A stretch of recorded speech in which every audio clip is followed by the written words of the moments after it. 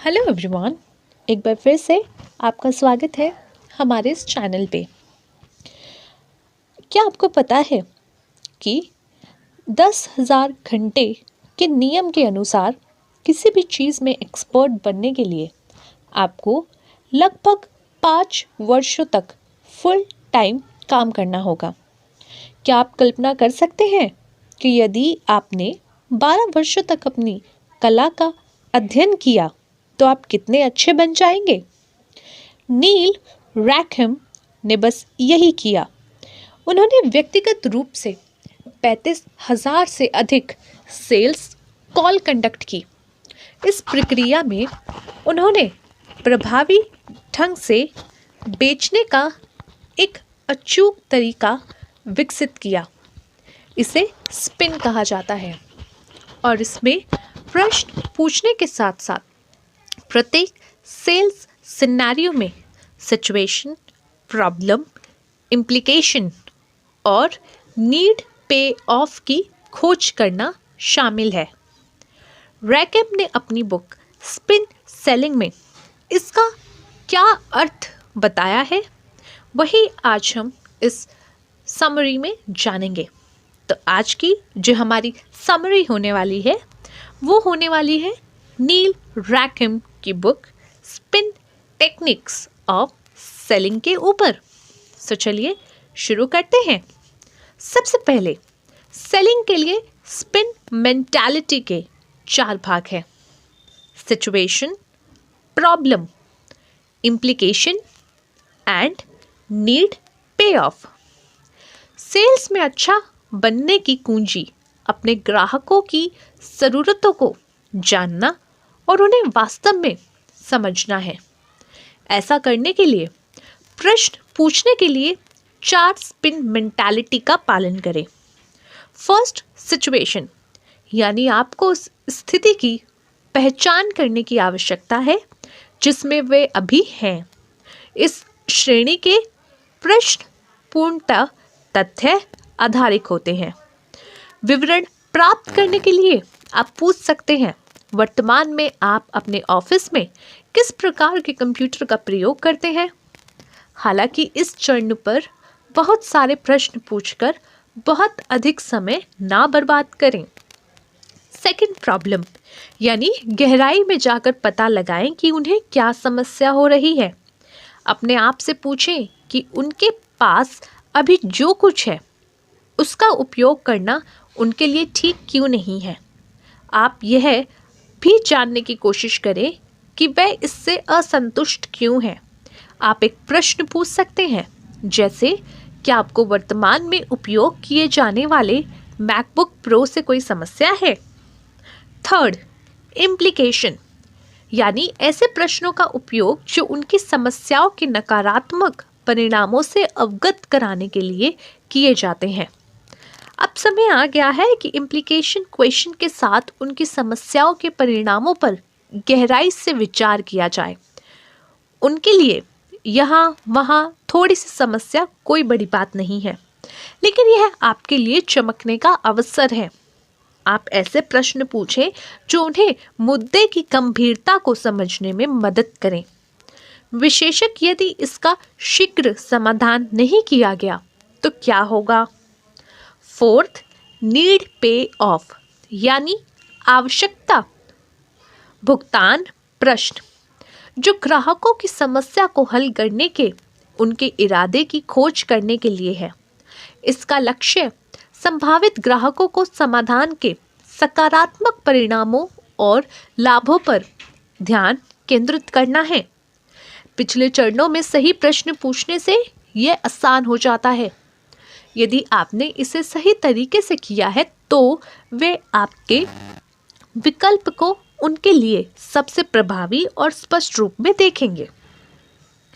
Second, लाभ और विशेषताएं एक जैसी नहीं हैं और यह अंतर जानने से पर्सुएशन की प्रोसेस बहुत बेहतर हो सकती है।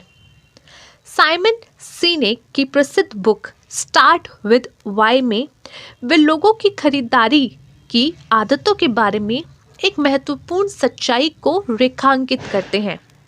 कोई सामान नहीं खरीदता वह अपना पैसा क्यों या किसी उद्देश्य में निवेश करता है, लेकिन आप इसका फायदा कैसे उठा सकते हैं और क्या की बजाय क्यों बेच सकते हैं। मुख्य बात आपके उत्पाद के लाभों और विशेषताओं के बीच अंतर जानना है। किसी चीज़ की विशेषताएं महज एक तथ्य है और उन्हें बेचा नहीं जा सकता। फॉर एग्जाम्पल, किसी मैकबुक प्रो में 16 GB रैम, 512 GB SSD और 16 इंच की स्क्रीन है। आप में इसका कोई मतलब नहीं है। अधिकांश लोगों को यह समझने में भी कठिनाई होती है कि इसमें से कुछ चीज़ों का क्या मतलब है।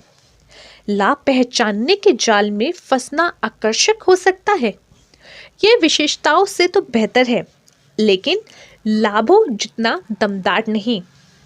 लाभ ये पहचानता है कि आपका प्रोडक्ट ग्राहक की मदद के लिए क्या कर सकता है। हालांकि दिन के अंत में ये केवल जानकारी पूर्ण है। आपको किसी प्रोडक्ट के लाभों को समझना और उनका वर्णन करना है। आपको यह जानना है कि आपके ग्राहकों की ज़रूरतों को संभव बनाने के लिए प्रोडक्ट क्या कर सकता है। ऐसा करने का एक अच्छा तरीका लोगों को मूल्यों या उनके लिए एक महत्वपूर्ण है ये बताया जाए। इस पर ध्यान देना चाहिए। मान लीजिए कि आप जानते हैं आपका ग्राहक पर्यावरण की मदद करने और पैसा बचाने के लिए इच्छुक है।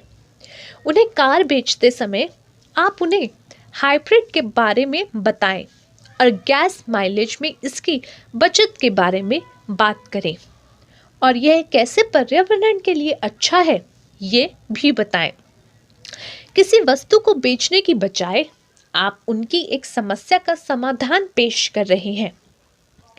तीसरा, स्पिन टेक्निक का उपयोग करने के लिए अभ्यास की आवश्यकता होती है। अभ्यास परिपूर्ण बनता है।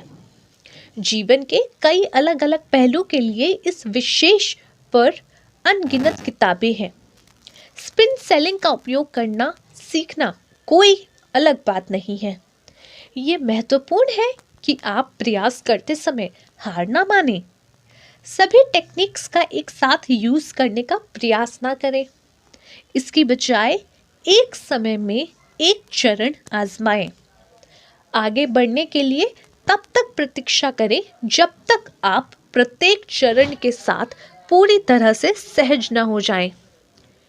इसमें एक ही चीज को बहुत बार दोहराना पड़ेगा, लेकिन ये इसके लायक है।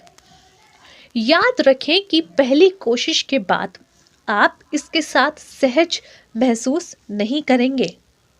दोस्तों, गोल्फ खिलाड़ियों को अपने पहले निजी पाठ के बाद खेलने का प्रयास करते देखने के लेखक के अनुभव में उन्होंने पाया कि उनमें से कई लोगों को अपने नए कौशल में आत्मविश्वास की कमी थी।